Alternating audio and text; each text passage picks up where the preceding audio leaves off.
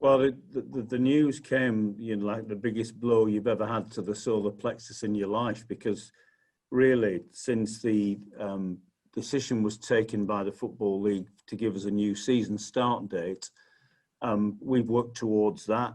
And then when the government said 8 weeks ago, crowds can come back from the 1st of October with the following conditions.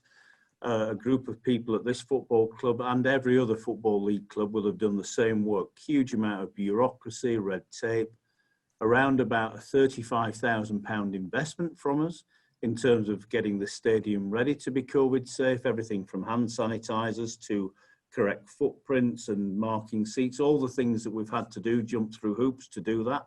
And we were willing to do that because we wanted to create a safe and good environment of social distancing. And so then for the government just to swipe to say, to say, no, you can't do that anymore from the beginning of October was just, crushing disappointment, because a lot of people have just worked so hard to get to that point. And you thought, it's going to be exciting because, football behind closed doors, if you've experienced it, is not anywhere near as good as playing in front of a crowd. We're around about between a 6 and 7 million turnover business. If the COVID regulations that the government were planning had stayed in place from October to the end of the season, we were already looking at a £2 million loss in our finances.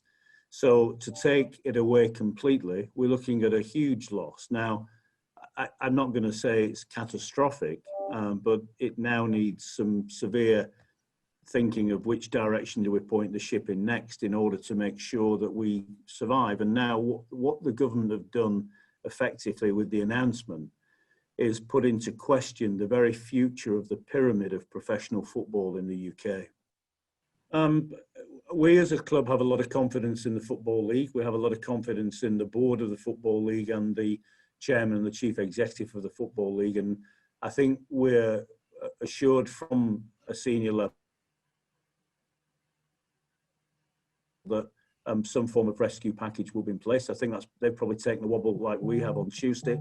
But there has to be something that comes forward, whether it's long-term loans. And we all as clubs now have some responsibility in trying to help ourselves get through this crisis.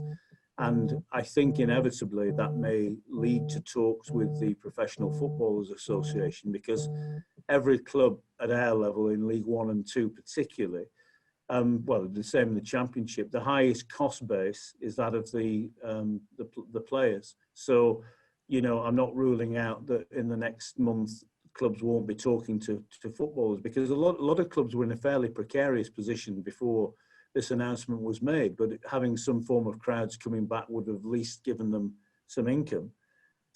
I'm not trying to make any enemies within the Premier League, but I think to question how well-run clubs at our level should spend what would be a loan, we would take as a very, almost as an insult, because the Premier League is an organisation where I believe that the Sky deal last year was worth £3 billion, of which 2.9 billion of that was paid out in player wages alone. So please don't question how a well-run club like Rochdale would spend money.